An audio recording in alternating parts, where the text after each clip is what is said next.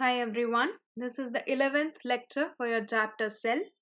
In the last class, we discussed mitochondria. It was the first organelle we saw which had two membranes. Okay, we also saw its functions, its structure, and we discussed the endosymbiotic theory and why the organelle is semi-autonomous. Today, we will discuss the next organelle, which is also a double membraned organelle called plastids. Okay. Plastids are semi-autonomous organelles. Just like mitochondria, these plastids are also semi-autonomous. Semi means half, autonomous means self-reliant, okay, or independent. They are half independent. Half they still depend on the nucleus. They have their own DNA, they have double membrane structure, and they store or synthesize various organic compounds. With the exception of some protista like Euglena, Dinophyceae, and diatoms, plastids are restricted to plants only. It is important to remember these three names, okay? Plastids you will only find in plants. Exception to this statement are Euglena, which you see in this diagram, which we shall discuss it in a minute. Dinophyceae, okay? This Dinophyceae or Phyceae is actually a sort of algae and diatoms. Okay, so these three are the exceptions. These three do contain plastids. Let us see it now. We will discuss this Euglena. Euglena is actually, you can say, a connecting link between animals and plants. Okay, it has all the characteristics of an animal, but it has chloroplast like plants. Okay, so this is Euglena. You can find the nucleus, the endoplasmic reticulum, the Golgi apparatus. Okay, and it also has these green colored plastids called chloroplast. Fine. It also has mitochondria which are shown in blue, and one special thing is this presence of stigma. Stigma is eye spot. Okay, it is basically a granule which has photosensitive pigments. Okay, so it will be able to sense light.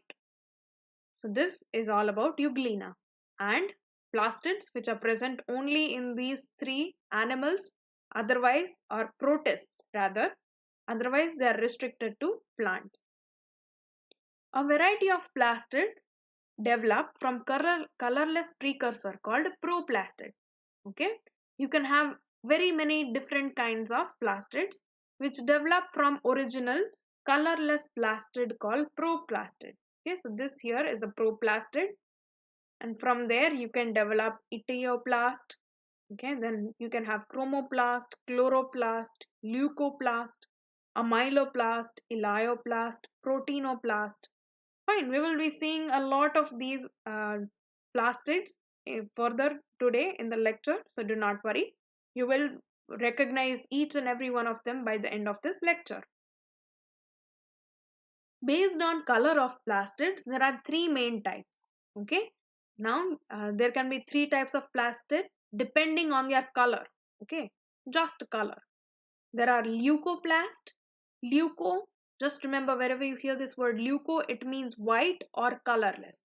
Just like your leukocytes, remember WBCs are called leukocytes. So leuco means white or colorless. So leucoplasts are colorless plastids. Fine. Then you have chromoplast. Chroma means color and plast comes from plastids. Okay, so chromoplast are the colored plastids. And chloroplast. Chloroplast, chloro means green and plast means plastid. So these are the chloroplast which you recognize very easily. I'm very sure. Okay. So here you have chromoplast which has color, chloroplast which is green, and leucoplast which is colorless.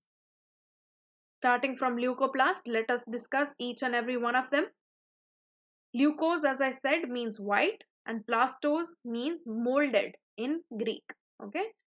So white colored molded organelle is called leucoplast. It is colorless plastid possessing internal lamella. Okay, it has some internal lamella. and they are present near the nucleus in non-green cells.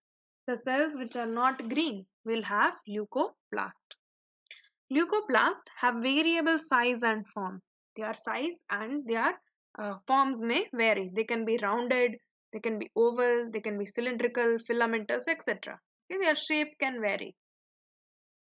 There are three different types of leucoplast. Okay, one more thing I would like to mention is leucoplast or plastids. All of them are double membraned. Okay, so they will have this double membrane which is shown here in the diagram. So do not forget this. In case if any MCQ is asked, you should know that plastids are all double membraned. Then mitochondria is also double membraned. Fine. The first type of leucoplast is called amyloplast. You must have heard this name somewhere, amylo, right? Remember amylose, amylopectin, right? In biomolecules, amylose and amylopectin are parts of starch. Okay, if it is unbranched, it is called amylose. If it is branched, it is called amylopectin. So amylo in general, wherever you hear, it has something to do with starch. Fine. So in amyloplast, which are a type of leucoplast, it is several times larger than the original size of leucoplast. Okay, if you consider the original leucoplast, these amyloplasts are larger in size. They contain a simple or compound starch grain. Okay, it basically has this grain of starch, okay, inside it, covered by a special protein sheath. It is found in potato tuber. Okay, that is the reason why your potatoes have a lot of starch. It is because the potatoes have a lot of amyloplast, and amyloplast store starch. You even find it in rice and wheat. Clear? Wherever you have starchy food, think of amyloplast. Then comes elioplast, which are also called lipidoplast or oleoplast. Okay, remember that one fatty acid called oleic acid? That is how I remember these oleoplast or elioplast. Okay, these plastid store fat. Okay, so these are the elioplast, and in this you can see the lipid globule. Okay, lipid droplets. So they basically store fat. Example in tuberose. Tuberose is Rajnigandha. Have you heard of Rajnigandha? Okay, it is a flower. So if you look at the root of this flower, it will have elioplasts, which are nothing but they are oil storing structures, okay, organelles. Finally, the last type of leucoplast is called eleuroplast, proteoplast, or proteinoplast. It is one and the same. The plastids, as the name suggests, proteino or proteo, from this name, I hope you will be able to understand they contain protein. Okay, this protein can be in amorphous form or in crystal form. From eleuroplast, if you can recall, in the seeds, okay, in seeds, do you remember eleuron layer in the endosperm, right? This eleuron layer will be covering the endosperm, and this eleuron layer has a lot of protein. It also has a lot of enzymes, remember? So from that eleuron layer comes the name eleuroplast. So it is found in eleuron layer of maize, okay, or corn, whatever you want to call it. Then different grains, endosperm of castor. Castor is aerandew. Okay, so in castor seeds also you find such eleuroplast present in the eleuron layer. Yeah. So these are the three types of leucoplast: amyloplast, elioplast, and eleuroplast. The other names are just given for information. Just stick to the textbook names, okay? Whatever the names have been given in your textbook. Clear? The second type of the second type of plastids are chromoplast. Okay, we studied leucoplast, now we will study chromoplast. Chroma, as I told you, means color. Okay, and plastose means molded. These plastids are yellow or red in color because of presence of carotenoid pigments. remember this term carotenoid, okay, from carrot. Can you remember carrot, right? And carrot is in of which color? It is normally reddish to orange, right? And in off season it can even be yellow. So carotenoid pigments are pigments which are yellow to red in color. These chromoplasts do not contain any sort of chlorophyll. Okay, this carotenoid, chlorophyll, all of these are nothing but pigments, which we shall study in detail when we talk about or when we discuss photosynthesis. Okay, these chromoblasts are the ones responsible for color of carrot. Okay, the carrot is orange because it has a lot of chromoplast, and these chromoplasts have a lot of carotenoid pigments, which is why the carrot is orange. It is formed either from leucoplast or from chloroplast. Okay, if you talk about chromoplast, it can be made either from leucoplast, which are colorless, or it can come from chloroplast, which are green color. Now just look at this structure, okay, this diagram of chromoplast. You can see if it is coming from chloroplast, it will have some few degraded, okay, degraded matlab broken down parts which are thylakoid remnants. We shall study what thylakoids are in a minute, but basically the thylakoid and all the structure that you see in the chloroplast are sort of broken down here in the chromoplast. Okay, they have these membranous sacs, okay, like how you have thylakoids, they have such kind of small sacs which are filled with carotenoid particles, okay, carotenoid pigments, and this is the reason why the chromoplast appears colored. Clear? Let us see here. They are actually responsible for change in color during ripening. When a fruit or a vegetable it ripens, then it turns from green to colorful, right? So if it is turning into red or orange color, it is mostly because of chromoplast. Okay. For example, ripening of tomato or ripening of chili, which is shown here. Okay, this is the raw chili, which has chloroplast. This is the cells of chili, and the green dots you see are actually chloroplasts. If you allow this chili to ripen, it will turn red in color. And if you look at the cells inside this red chili, you will find orange or red colored dots. These dots are nothing but they are chromoplasts. Okay, they provide color to many flowers and fruits for attracting pollinating insects. Okay, to attract the insects, these flowers are colored, and the color is because of chromoplast. Also remember, during vacuoles, when we were studying vacuoles, I told you vacuoles are the only ones which have a pigment called anthocyanin, which gives color to the beetroot, right? So do not forget these two. Chromoplast has carotenoids, so it is orange, yellow, or red in color, while anthocyanin is present in the vacuole, and it is normally blue, green, or purple or pink in color. Think of beetroot and think of cabbage in case of vacuoles. Now we talk about the third type of plastid, which is chloroplast. This is the most well-known plastid, right?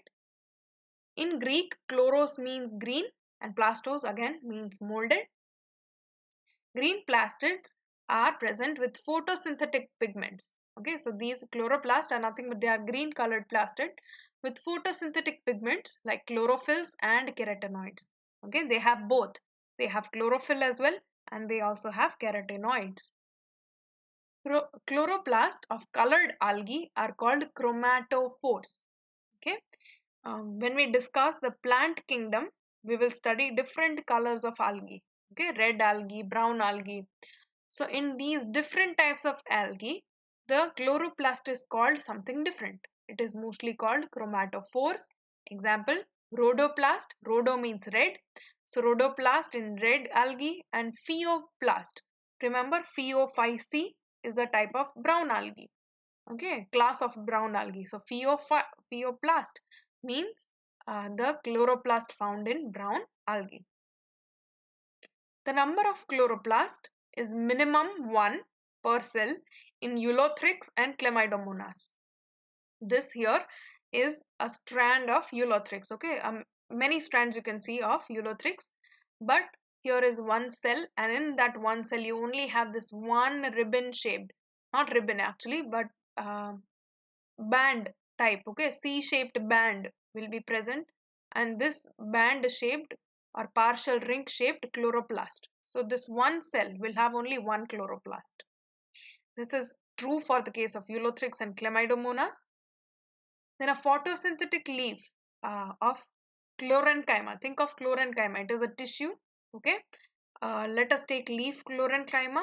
So this is the leaf chlorenchyma, and they have 20 to 40 chloroplast. Can you see all the dots? So these are nothing but chloroplast in a cell. Clear? An internodal cell of Chara, which is again a green algae, has several hundred chloroplast. Internodal means between two nodes. Okay, so if you take this region between the two nodes, you magnify it and then you magnify it again, you will see it has a lot of chloroplast. Okay, so this Chara has several hundred chloroplast. So the number, it varies from 1 to several hundred. Now let us talk about shape of chloroplast. Just like the number, the shape also varies a lot. It can be plate-like in Eulothrix, okay, what we just saw here. So it is like a plate, okay, so it can be plate-like in Eulothrix. Again, these terminologies may differ from book to book and from website to website, or from your whatever material you are reading from. But these again are not very much important for NEET, so you do not have to ratify it. Okay, no need to remember a lot. Okay, somewhat you should, if at the back of your mind you should know things, but there is no need to memorize all of it, right? Then cup shaped in Chlamydomonas, what I feel is, apart from the tips that I already have given you, sometimes, as you might have heard, a picture says 100 words, right? So from this picture, if you know that this is what Chlamydomonas looks like, and if you would have drawn this in your notebook, you do not have to recall that what kind of chloroplast it had. You would just think of Chlamydomonas, and this figure will pop up in your mind, and you just know that it has this cup-shaped chloroplast, right? So sometimes try drawing your own diagrams to remember things easily. Okay, everyone can draw their own, a little bit cartoon type also if you want, to make it easier for you to remember. Okay, so that you do not have to remember the words, or whenever you want to revise, you do not have to look at only words, you can even look at pictures and revise. Then ribbon shaped in Spirogyra. Here what you are seeing is a Spirogyra, okay, and in this Spirogyra there is a ribbon like um, this ribbon shaped chloroplast is seen. Then stellate in Zygnema, these star shaped chloroplast, okay, they are called stellate chloroplast. Then reticulate, like this reticulate, again this reticulum word I had told you, it means network, okay, like a net. So this net like chloroplast is present in Oregonium. The chloroplast of higher plants are generally disc-shaped or discoid shaped. Okay, they rarely may be lens or club shaped. Very rarely they can be found to be lens or club shaped. Mostly they are disc shaped, and this shape is the one we will be studying. Now let us talk about size. We talked about shape, we talked about number, now size. So size is also different in different species. For example, the discoid chloroplast, which are present in the higher plants, their size is 4 to 10 micron in length and 2 to 4 micron in breadth. While in many algae like Spirogyra, the chloroplast may occupy the whole length of the cell, which can be up to 1 meter, 1 millimeter. Okay, so if this is one Spirogyra cell, then this one band, okay, one ribbon that you see is a single chloroplast, and such single chloroplast can extend up to 1 millimeter. Now, chemical composition, if you make a chutney out of chloroplast and try to find out what all biochemical components are present inside it, you will find it is made up of 50 to 60% protein. Okay, remember mitochondria was 70 to 75% protein. Same way, chloroplast is also 50 to 60% protein, which means higher amount of protein. Then 25 to 30% lipids. It has chlorophyll pigment 5 to 10%. Carotenoid pigments. Carotenoids include carotene, which is orange colored pigment, and xanthophyll, which is yellow colored pigment. It is 1 to 2%. DNA up to 0.5% and RNA is 2 to 3%. Clear? Apart from all of these, it has trace amount of vitamin K, vitamin E, different quinones. Quinones are nothing but they are one type of fatty substance, okay? We will study quinones, plastoquinone, ubiquinone, all of these when we discuss photosynthesis and respiration. Then you have magnesium, iron, cobalt, manganese, phosphates, and a lot of such ions present inside the chloroplast. Now let us discuss the structure of chloroplast. It is made up of three parts. Okay, any chloroplast you take is made up of three parts. It has an envelope. Envelope means outer covering. It has matrix, okay, which is the innermost part, okay, the fluid filled cavity, and thylakoids, which are these small sac like structures. Okay,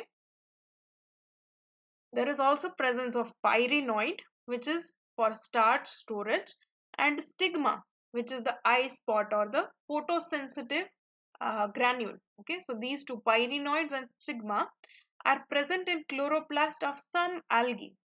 For example, here we have taken Chlamydomonas. Okay, in this Chlamydomonas, this green part is the cup-shaped chloroplast.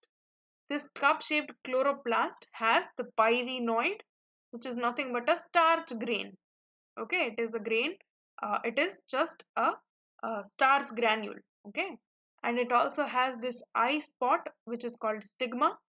This eye spot is nothing. It has photosensitive pigments, which will be able to differentiate between light and dark. Okay, this is not present in the higher plants. Okay, this is only present in some algae. Now let us begin with the first part, which is the chloroplast envelope. A chloroplast has two smooth membranes. Remember, in mitochondria, the outer one was smooth, the inner membrane was rough. In this case, both the membranes are smooth. They are 90 to 100 angstrom thick, and they are separated by the intermembrane space. Okay, here is the outermost membrane, then innermost membrane, and they are separated by intermembrane space. Okay, the outer membrane may be attached to endoplasmic reticulum. It may be attached, not always necessary. It is again just like mitochondria, more permeable to different biomolecules.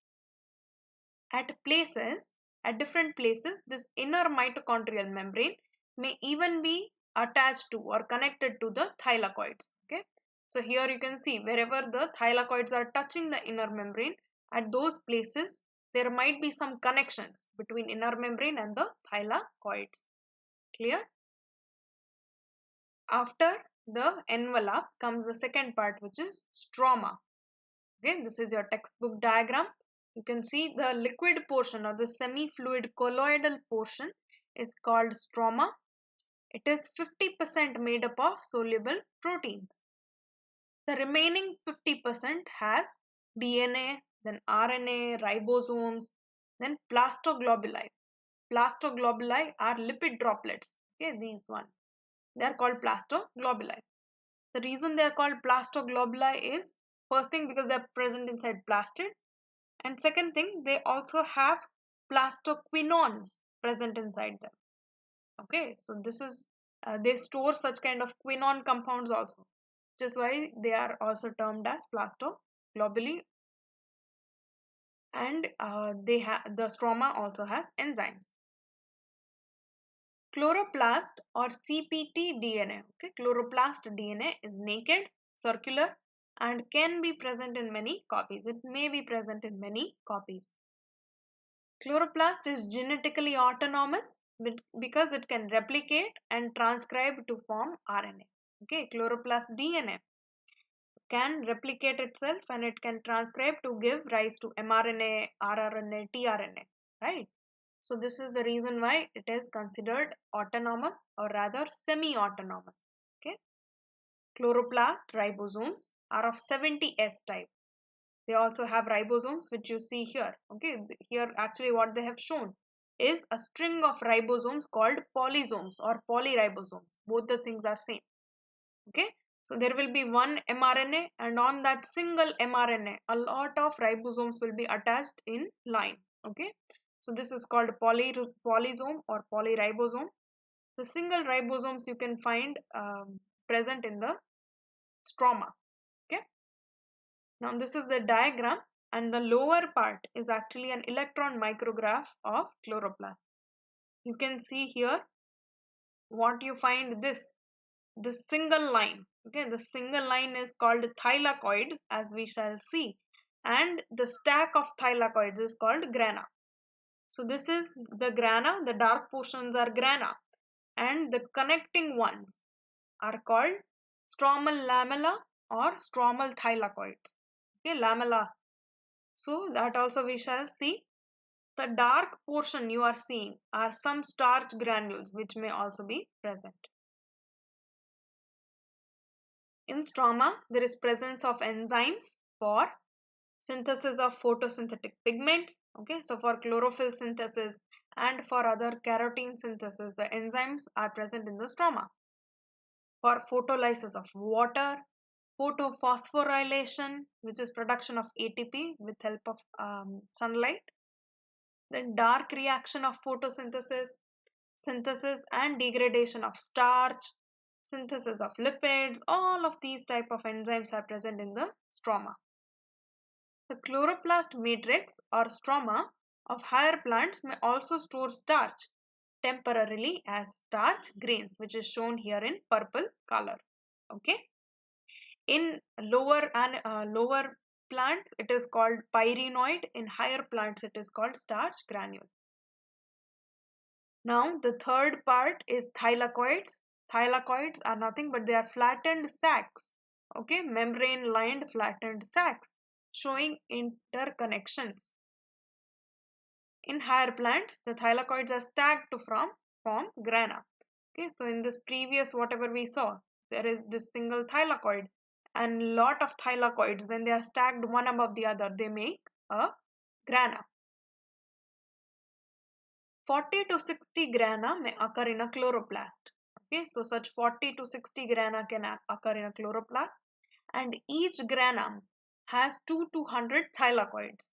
Fine.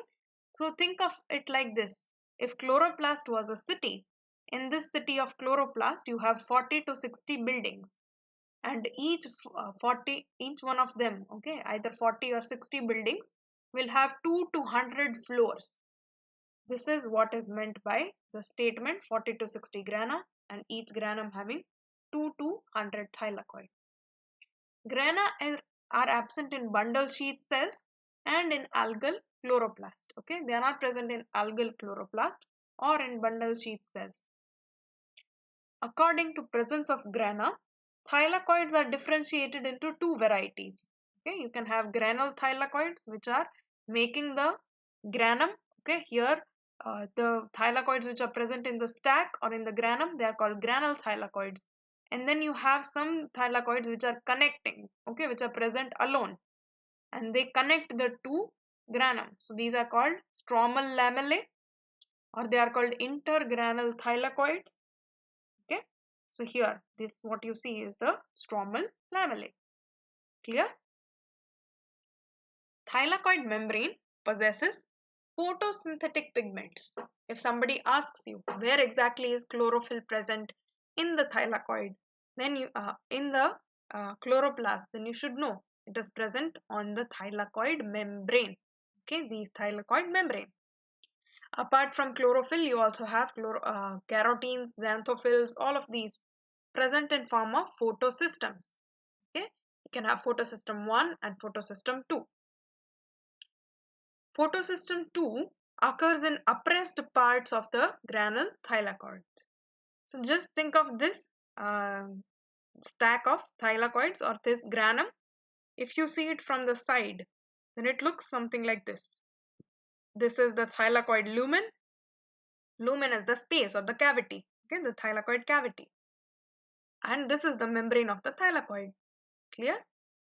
Now, photosystem 2 is present wherever there is oppressed part. Oppressed meaning between two thylakoids, where when there is such a kind of membrane, you will have photosystem 2 present in the oppressed portion, and photosystem 1 will be present on the non-oppressed portion.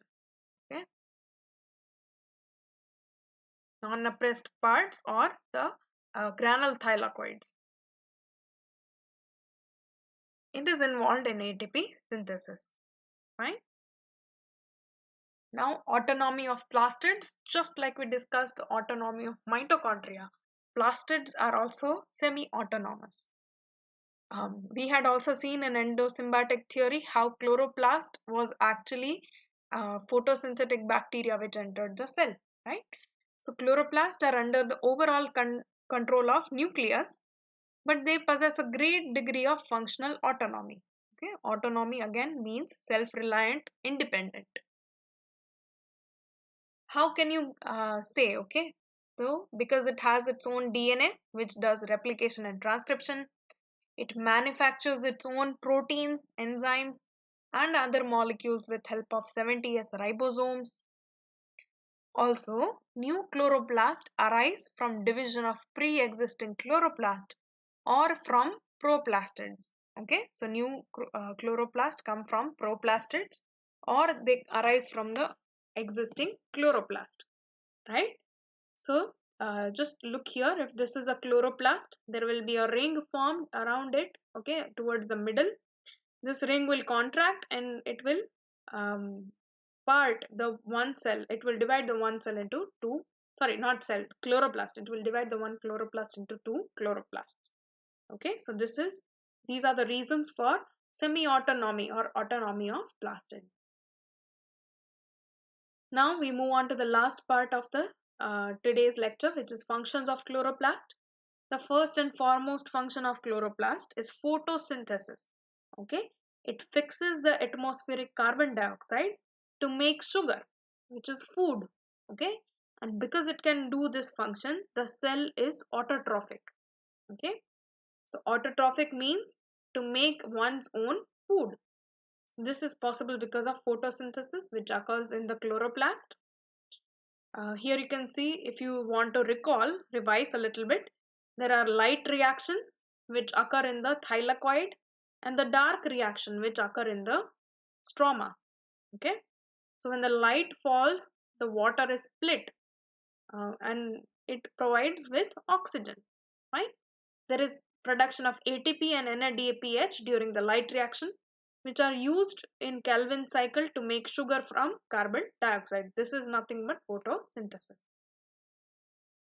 Energy transduction. Wherever you hear the word transduction, transducer, it means conversion of one form of energy into another form.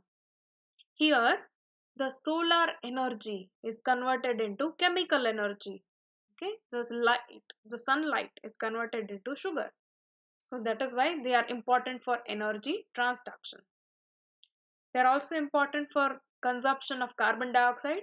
They take up carbon dioxide from the atmosphere, and this is what maintains the atmospheric carbon dioxide levels. As you know, we respire, then we burn a lot of fossil fuels, we use coal, petroleum, diesel, a lot of things will release carbon dioxide. So there should be somewhere where this carbon dioxide is actually taken up. So this place is nowhere else but your chloroplast. Okay, so chloroplasts are very important in maintaining this carbon dioxide levels in the atmosphere. Same is the case with oxygen. We keep using oxygen for respiration, for combustion. So this oxygen also should be released from somewhere. So it is released from your chloroplast. Okay, so it maintains oxygen, constant oxygen levels in the atmosphere. It also stores starch, okay, either temporarily or permanently in several algae. It has photosensitivity. Photosensitivity, remember the stigma or the eye spot.